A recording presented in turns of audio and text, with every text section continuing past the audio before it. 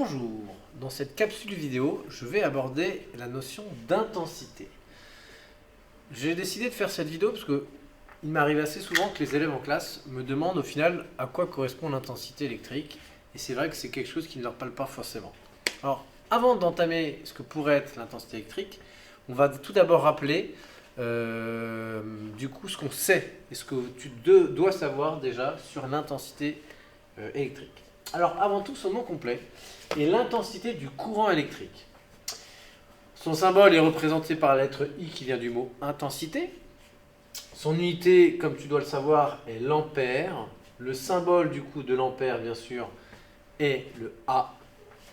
L'appareil de mesure est l'ampèremètre, que tu as déjà vu. Donc ici, il s'agit d'un multimètre. C'est donc la zone rose qui sera sélectionnée lorsqu'en TP, on mesurera une intensité. Et tu utiliseras les bornes, bien sûr, MA ou 10A pour la borne d'entrée et la borne COM pour la borne de sortie. Enfin, le symbole de l'appareil de mesure pour l'ampèremètre est celui-là. Bien.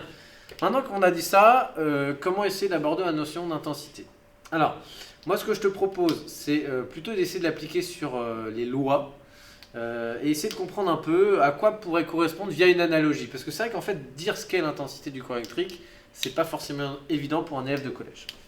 Donc si on fait une analogie, une fois après avoir dit ça, on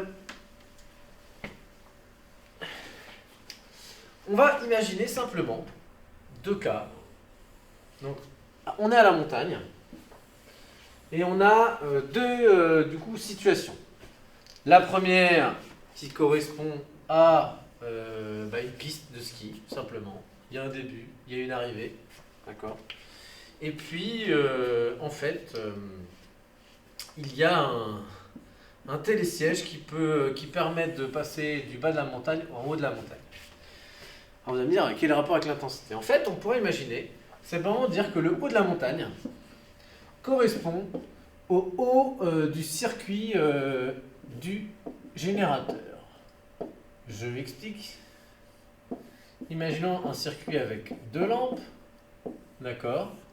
Donc tu as le haut de la montagne qui correspond au plus du générateur et le bas de la montagne qui correspondrait au moins. D'ailleurs, on pourrait même essayer, pour faire l'analogie, je vais le représenter de cette manière-là, ici, pour le faire de manière totalement verticale. Alors on ne le représente pas comme ça, mais là c'est vraiment pour comprendre l'analogie. Ça marche?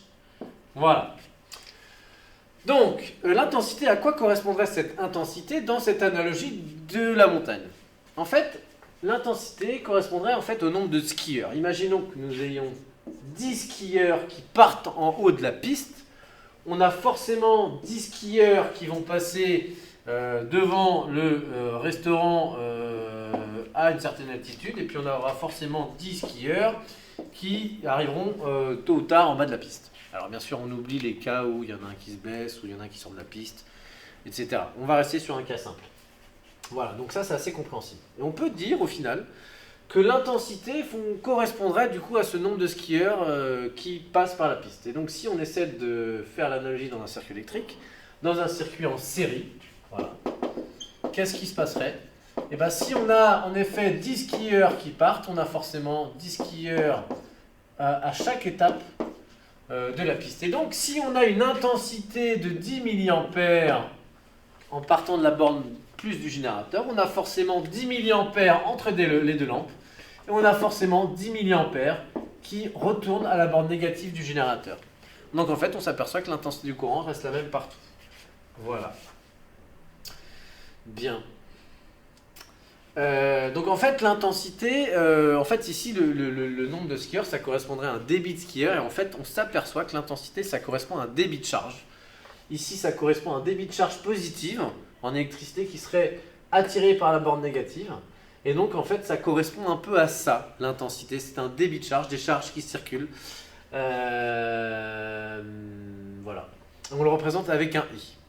Alors là, je vais faire une remarque qui permet d'aller encore plus loin. Mais si cette remarque t'embrouille, il vaut mieux que tu l'oublies. Je vais même aller plus loin. Tu verras en fin de collège qu'en fait, dans un circuit électrique, dans les conducteurs, ce sont les électrons libres qui circulent. Et c'est ça qui est responsable du courant électrique. C'est-à-dire que le courant électrique correspond à des particules qui sont en mouvement. Ces particules sont chargées négativement. Donc en réalité, les particules ne vont pas de la borne positive à la borne négative, mais vont de la borne négative à la borne positive, les électrons.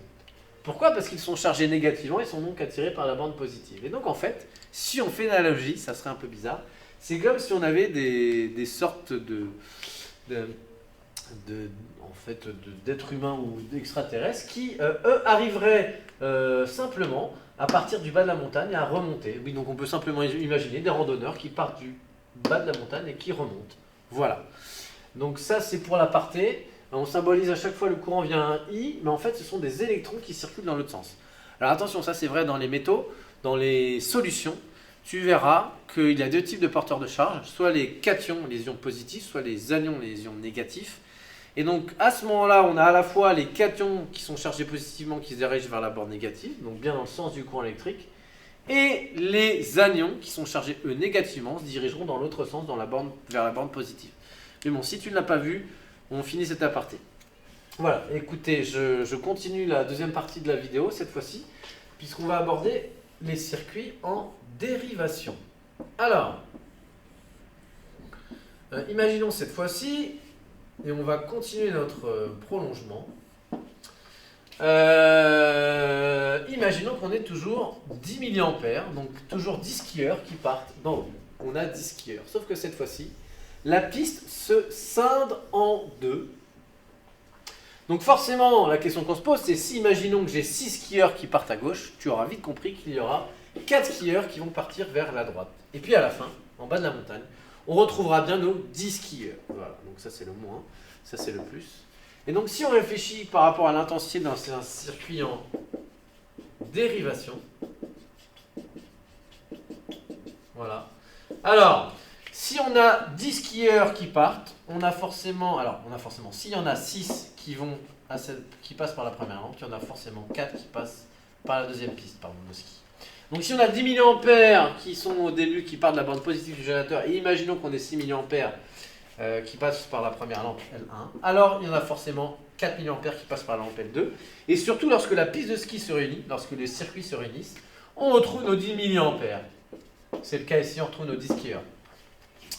Voilà. Alors, il y a des élèves qui m'ont déjà posé la question, monsieur, pourquoi c'est pas égal? Ça dépend des lampes. Si c'est pas les mêmes lampes, ça va pas être égal. Parfois, ça peut l'être, si c'est exactement les mêmes lampes. En fait, derrière, il y a une notion de résistance, mais bon, je vais pas forcément l'aborder dans cette vidéo. Je l'aborderai peut-être dans une autre vidéo, on verra. Mais voilà, parfois c'est égal, parfois ça ne sera pas. Et bien sûr, si on a vu 7 mA et 10 mA, et si on aurait eu 3, bien sûr, c'est la somme des deux. Donc on retrouve la loi d'additivité des intensités, c'est-à-dire que I1, ce 6 mA est égal, plus si on additionne à I2 4 mA, on retrouve le courant ici de la branche principale. Ouais, ça c'est un mot de vocabulaire que vous ne comprenez pas forcément. Ça c'est la branche principale, c'est la branche avant que les deux branches se séparent. C'est-à-dire que c'est une partie de la piste où il n'y a qu'une seule piste. Voilà. Alors qu'en série, dans un circuit en série, l'intensité est toujours la même. L'intensité au début est la même qu'au milieu, qu'à la fin. Bon voilà, j'espère que cette analogie, cette vidéo t'aura permis d'aller plus loin sur la notion d'intensité, donc qui correspond en fait à un débit de charge, à un nombre de particules qui passent. Et voilà. En tout cas, je te souhaite bon courage et à bientôt. Au revoir.